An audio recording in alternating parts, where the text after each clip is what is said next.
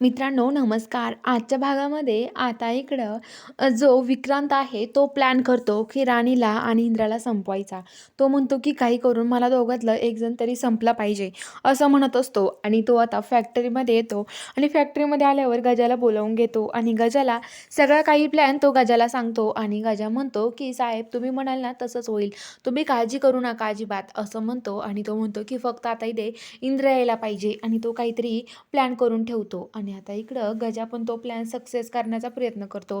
तर आता इकडं जो इंद्र आहे तो इंद्र इंद्र असतो तो आता ऑफिसला जायला निघतो, फॅक्टरीत जायला निघतो. आता मालती म्हणते, की "इंद्र परत त्या पोरीच्या घरी जाऊ नको आणि त्या पोरीविषयी तुझ्या मनात काही चालू असेल ना, तर मला सांगून टाक तू डायरेक्ट," असं म्हणते. तर आता इकडं इंद्र म्हणतो, की "आई खरंच माझ्या मनामध्ये तिच्याविषयी काही नाही आहे.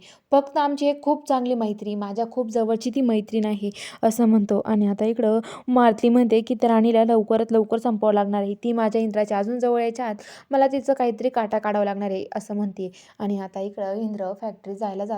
तर इकडं आता जी मालती राणी त्या आहेत, राणी त्या बसलेल्या असतात. राणी त्या तिच्या आईन त्या जेवण करत असतात. तेवढ्या तिथे इंद्र येतो. तो जॉकेट काढून तिथे अटकावून देतो आणि आता राणी म्हणते, "इंद्र सर काय करताय तुम्ही असं?"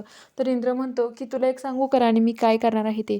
हे बघ जोपर्यंत तुझी आई आणि बुवा बरी होत नाही ना, तोपर्यंत मी इथून हलणार पण नाहीये." तर आता राणी म्हणते, "ओ इंद्र सर काय करताय तुम्ही? मालती आईन त्या काय म्हणतील?" तर इंद्र म्हणतो, "मला कुणाशीच काही घेणं नाहीये. मला जोपर्यंत ह्या बऱ्या होत नाही ना, तोपर्यंत तू घरी येत नाही ना, तोपर्यंत मी इथून जाणार नाहीये," असं म्हणतो आणि इंद्र आता तिथेच थांबवून घेतो.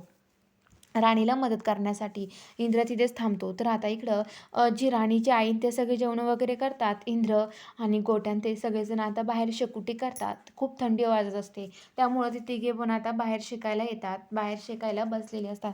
तिघे शेकत असतात. राणीला खूप थंडी वाजते. तेवढ्यात इंद्राने अंगावर घेतलेला शॉल तो राणीच्या अंगावर टाकतो. राणी लगेच त्या शॉलवरून हात फिरवते आणि इंद्राकडे बघत राहते. तर इकडं जो विक्रांतचा माणूस आहे तो त्यांना मारण्यासाठी तिथे आलेला असतो आणि तो बंदुकीने नेम धरून बसलेला असतो. बघूया आता पुढील भागामध्ये नक्की तो कुणाला गोळी मारेल हे बघायला चॅनलला सबस्क्राईब करा.